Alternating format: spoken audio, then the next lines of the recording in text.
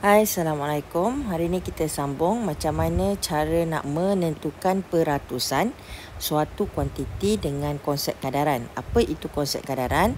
Konsep kadaran ialah suatu hubungan yang menyatakan kesamaan antara dua nisbah. Maksudnya kita menghubungkan dua nisbah lah. Okey, contoh dia. Kita tengok contoh 18. Tentukan peratusan setiap kuantiti yang berikut dengan mengaplikasikan konsep kadaran. Maksudnya dia minta kita cari peratus guna konsep kadaran. Okey, macam mana konsep kadaran? Macam yang saya cakap tadi, kita kena hubungkan dua nisbah. Okey, nisbah yang per itulah ataupun nokta tindih tu. Okey, kita tengok soalan dia. Sebuah kotak mempunyai 8 utas reben. Okey, satu kotak tu dia ada 8 reben dan 2 daripadanya berwarna biru. Apakah peratusan reben biru? Okey, jadi kita kena tulis dulu nisbah dia. Nisbah dia semuanya ada berapa reben? Semuanya ada 8. So kan nisbah ni macam markah kita peratus. Yang semua tu dekat bawah per 8. Semuanya ada 8 tapi ada berapa warna biru? Ada 2. So 2 per 8 lah. Kalau nisbah dia 2 daripada 8 reben tu adalah warna biru. So kita tulis 2 per 8. Dan kita tulis sama dengan, sekarang ni dia nak peratus. Kita tak tahu berapa peratus. So kalau peratus tu maksudnya berapa? Peratus mestilah per 100. Cuma kita tak tahu berapa peratus. Jadi kita tulislah X. So 2 per 8 sama dengan X per 100. Ni maksudnya kadaran, iaitu kita ada dua nisbah. Satu nisbah dia 2 per 8, lagi satu nisbah dia X per 100. Kemudian kita hubungkan dua nisbah ni dengan kesamaan, dengan sama dengan ni. Tu maksudnya kadaran. So pentinglah yang ni. Kita kena perkan dia berapa per semua. 2 reben biru 2 per 8, kemudian sama dengan X per 100. Sebab dia nak peratus. Kemudian kita darab silang. Maksudnya darab silang tu 8 yang bawah darab dengan yang atas sebelah dia. 8 darabkan dengan X, 100 darabkan dengan 2. Tu maksudnya darab silang. Kita tembus. Okey. So macam mana tu kita tengoklah. Kan 100 tadi dia dah naik atas. 2 darab dengan 100 sama dengan 8 pun dah naik atas. 8 darab dengan X. Okey. And then kita tengok 2 darab 100, kita dapat 200 sama dengan 8 darab X, kita dapat 8X. So 200 sama dengan 8X. And then ni kan darab kan, 8X ni 8 darab X. Bila kita pindah jadi bahagi. Okay, jadi kita dapat X sama dengan 200 bahagi 8. Lepas tu tekanlah kalkulator. 200 bahagi 8 berapa? Dapatlah jawapan. Berapa peratus semuanya. Jawapan dia mesti dalam peratus. Okey. Saya ulang balik. Kamu kena perkan nombor yang dia bagi tu. Per dengan semua ada berapa? Ni sebab semua ada 8. Lepas tu sama dengan X. Sebab kita tak tahu berapa peratus. Per 100. X per 100. Situ kawanan merah lah. X perkan dengan 100.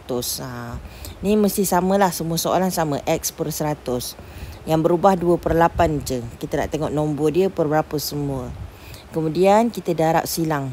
Bawah darabkan dengan yang atas. Bawah darabkan dengan yang atas. Jadi 8 darab dengan X. 2 darab dengan 100. Ni kita dah darabkan 2 darab 100, 8 darab X. Okey, kemudian kita akan dapat 200 sama dengan 8X. Then sebab X kita nak X je, tapi dekat X ni ada 8. Jadi kita kena campaklah 8. Macam mana kita nak campak? Daripada darab 8X ni kan tadi darab. Jadi bila campak jadi bahagi. Sebab itulah kita dapat X sama dengan 200 bahagi 8. Kemudian dapatlah tekan kalkulator, dapat jawapan peratus. Jangan lupa tulis peratus. Okey, itu untuk A. Okay, kita tengok contoh B. Contoh B. Puan Jurana mempunyai RM300. Puan Jurana dia ada RM300. Dia belanjakan RM15 untuk tambang pengangkutan.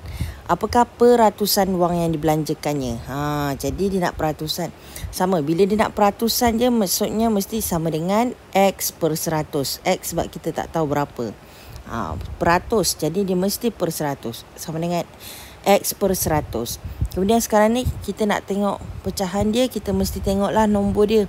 Yang dia belanja 15, semuanya ada 300. Jadi 15 per 300.